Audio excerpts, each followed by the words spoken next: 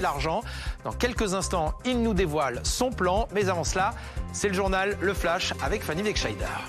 Bonjour Guillaume, bonjour à tous. Autorisation de sortie demain pour un baron de la drogue détenu dans le quartier de haute sécurité de la prison de Vendin-le-Vieil.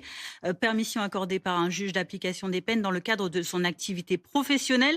C'est un des prisonniers jugés parmi les plus dangereux, les 100 plus dangereux de France. Une mesure qui va à l'encontre de l'avis et du chef de la prison et du parquet de Béthune. L'homme de 52 ans s'était notamment évadé lors d'un examen médical en 2014, 2 ans seulement après sa condamnation à 8 ans de prison.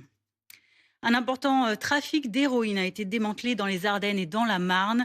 La brigade des recherches de Sedan et de Reims ont mis fin à des importations de la drogue venue des Pays-Bas. Une opération menée lors d'une phase de transport et de produits par la route qui a permis la saisie de 26 kilos d'héroïne d'une valeur estimée à environ 800 000 euros. 6 personnes opérant sur le réseau social Snapchat ont été interpellées. Dans le Gard, ce jeune garçon et cette jeune fille de 15 ans seulement qui ont perdu la vie après avoir été percutés alors qu'ils étaient à pied par un 4x4 à Saint-Bray. Les faits se sont déroulés peu avant 19h hier sur une route départementale près d'un restaurant. Rapidement rendu sur les lieux, le père de l'une des victimes a lui-même été percuté par un autre véhicule. Il est pris en charge à l'hôpital d'Alès sans pronostic vital engagé. 3 autres personnes sont également examinées. Une enquête est ouverte pour déterminer les circonstances exactes de cet accident. En Ukraine, une frappe nocturne russe de drone a fait 14 blessés à Dnipro. L'attaque a lourdement touché des bâtiments résidentiels.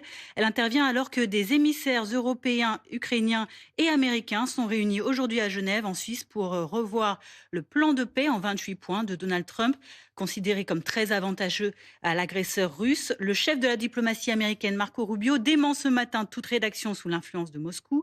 Le texte prévoit notamment d'importantes cessions de territoires ukrainiens, une réduction de la taille de son armée et le renoncement de l'Ukraine à adhérer à l'OTAN.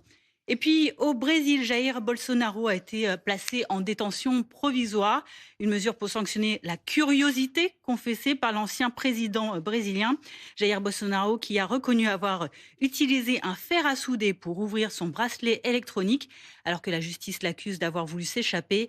L'ex-président d'extrême droite a été condamné en septembre dernier à 27 ans de prison pour tentative de coup d'État à l'encontre de Luiz Inácio Lula da Silva, réélu en octobre dernier.